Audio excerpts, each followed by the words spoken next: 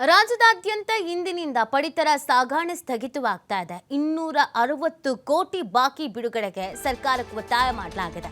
ಪಡಿತರ ಆಹಾರ ಸಾಗಣೆ ವೆಚ್ಚ ಬಾಕಿ ಉಳಿಸಿಕೊಂಡ ಅಂತ ಹಿನ್ನೆಲೆಯಲ್ಲಿ ಪಡಿತರ ಸಾಗಣೆ ಸ್ಥಿತಿಗೊಳಿಸಿ ಲಾರಿ ಮಾಲೀಕರು ಮುಷ್ಕರವನ್ನ ಮಾಡ್ತಾ ಇರುವಂತದ್ದು. ಬಳ್ಳಾರಿಯ ಅಹಂಬಾವಿಯಲ್ಲಿ ನಿಂತಿರುವಂತಹ 10 ಲಾರಿಗಳು ಪಡಿತರ ಸಾಗಣೆಯನ್ನ ಸ್ಥಗಿತಗೊಳಿಸಿದ್ದಾರೆ ಲಾರಿ ಮಾಲೀಕರು. ಯಾಕಂದ್ರೆ ಮುಷ್ಕರವನ್ನ ಮಾಡ್ತಿರುವಂತಹ ಹಿನ್ನೆಲೆಯಲ್ಲಿ ಬಳ್ಳಾರಿಯ ಅಹಂಬಾವಿಯಲ್ಲಿ ಲಾರಿಗಳೆಲ್ಲ ಹಾಗೆ ನಿಂತ್ಕೊಬಿಟ್ಟಿದೆ.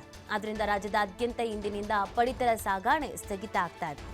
ಸುಮಾರು 260 ಕೋಟಿ ಬಿಡುಗಡೆ ಮಾಡಬೇಕು ಅಂತ ಸರ್ಕಾರಕ್ಕೆ ಒತ್ತಾಯವನ್ನು ಮಾಡ್ತಾ ಇದ್ದಾರೆ. ಸರ್ಕಾರ ಮಾತಾಡಬೇಕಾಗತ್ತೆ. ಭರವಸೆಯನ್ನು ಕೊಟ್ಟಿದ್ರೂ ಕೂಡ ಭರವಸೆಯನ್ನು ಈಡೇರಿಸಿಲ್ಲ ಅನ್ನುವಂಥ ಕಾರಣಕ್ಕಾಗಿ ಈ ಒಂದು ಮುಷ್ಕರವನ್ನು ಮಾಡ್ತಾ ಇರೋದು.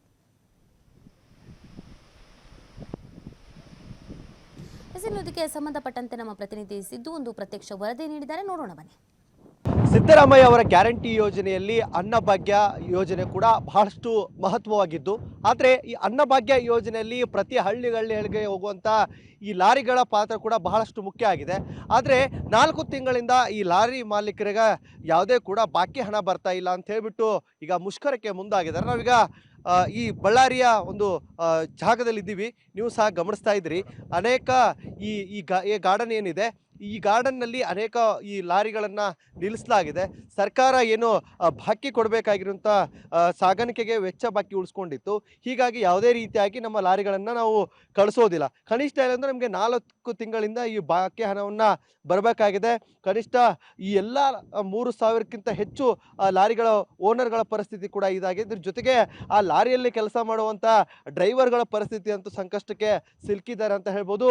ಕನಿಷ್ಠ ಇಲ್ಲಾಂದ್ರೂ 15 ದಿನಗಳಿಂದ ಈ ಲಾರಿ ಮಾಲೀಕರು ಕೂಡ ಗಡುವನ್ನು ಕೂಡ ಸರ್ಕಾರಕ್ಕೆ ನೀಡಿರುವಂಥದ್ದು. 250 ಕೋಟಿ ಬಾಕಿ ಹಣವನ್ನು ಸರ್ಕಾರ ಉಳಿಸ್ಕೊಂಡಿದೆ.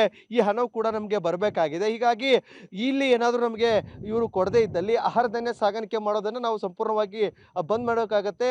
ಅವ್ರು ಯಾರನ್ನಾದರೂ ಅಧಿಕಾರಿಗಳನ್ನ ಕಳಿಸ್ಲಿ, ಯಾರನ್ನಾದರೂ ಕಳಿಸ್ಬಿಟ್ಟು ಇವರು ಹೋಗಲಿ ಅಂತ ಹೇಳ್ಬಿಟ್ಟು ಲಾರಿ ಮಾಲೀಕರ ಮಾತಾಗಿರುವಂಥದ್ದು. ಮತ್ತು ಇಲ್ಲಿ ಲಾರಿ ಮಾಲೀಕರಿಗೆ ಹಾಗೂ ಮತ್ತು ಲಾರಿ ಚಾಲಕರಿಗೆ EF PF ಏನಿರುತ್ತೋ ಅದು ಕೂಡ ಕಟ್ಟಿಲ್ಲ ಅಂತ ಹೇಳ್ಬಿಟ್ಟು ಇವ್ರ ಆರೋಪ ಕೂಡ ಇರುವಂಥದ್ದು.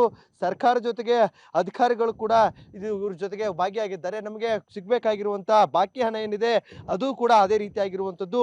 ಮತ್ತು ಇದ್ರ ಜೊತೆಯಾಗಿ ಲಾರಿಗಳು ಓಡಿಸ್ಬೇಕಾದ್ರೆ ಟ್ಯಾಕ್ಸ್ ಕೂಡ ಬಹಳಷ್ಟು ಅವಶ್ಯಕತೆ ಇರುತ್ತೆ ಮತ್ತು ಟ್ಯಾಕ್ಸ್ ಕೂಡ ಕಟ್ಟಿಲ್ಲ ಅಂತ ಹೇಳ್ಬಿಟ್ಟು ಆರೋಪ ಕೂಡ ಇರುವಂಥದ್ದು. ಅನ್ನಭಾಗ್ಯ ಈ ಯೋಜನೆ ಏನಿದೆ ಪ್ರತಿ ಹಳ್ಳಿಗಳಿಗೆ ಹೋಗಿ ಮುಟ್ಟುವಂಥ ಯೋಜನೆ ಕೂಡ ಹೌದು.